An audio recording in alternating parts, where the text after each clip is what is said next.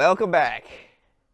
So today in this week's midweek video, I wanted to talk about a project we did last week. There's a few updates and I wanted to break it down because I've had a lot of comments about the project and how we could have made some improvement changes and the future of it. So let's get into it. So last week we talked about making a desiccant container that I could use to not only store my fresh desiccant beads for the X1 carbon, but also to make it easily pourable when I was refilling different containers. So we came up with this lid on a mason jar and the cap, but the cap was very basic and it is very hard to get off. Really, you need a screwdriver to get it off, so that wasn't going to work. And what holds it in really tight is I put an O-ring that I greased up, and that was a suggestion by a few people, which I don't think I did in the video, but later I did add some grease to the O-ring just to make it easier to come on and off, but this was so tight that didn't help. So in version 2 of the cap, I did make it like 0.1 millimeter, I think, wider on the inside, and that was perfect. It just snaps right on there. I added a little thumb placement there so I can grab it and then you can kind of wiggle it, so you're using kind of leverage and grip to lift it off, and that makes it so much easier. And this is just as airtight.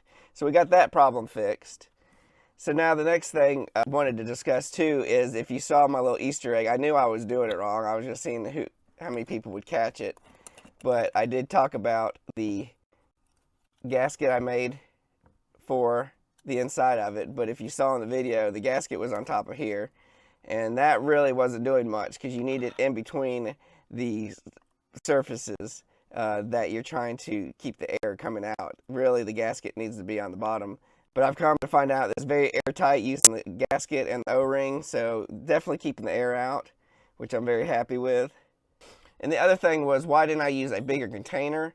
Because this is about the amount that I use every cycle that I dry and store for the next use, but I don't want to use a bigger container because that would create more air in the unused portion of it and then cause more moisture. So this is just about the right size for what I need, because there are some jars that are bigger with the same neck diameter that I could use. So if I get into using more desiccant, then I could probably use a bigger container. But for now, this is perfect. And if I needed more, I would just make another one like I did here, and I could store more desiccant beads in there. But then I was thinking about what other uses could I use this for, because this makes a great airtight container, and the spout is a good size. So I wanted to test one of my favorite snacks here. Not sponsored. I wish they would sponsor me as much money as I spend on M&Ms, but not sponsored. So let's see how well it pours, because it all depends on, the desiccant beads are a lot smaller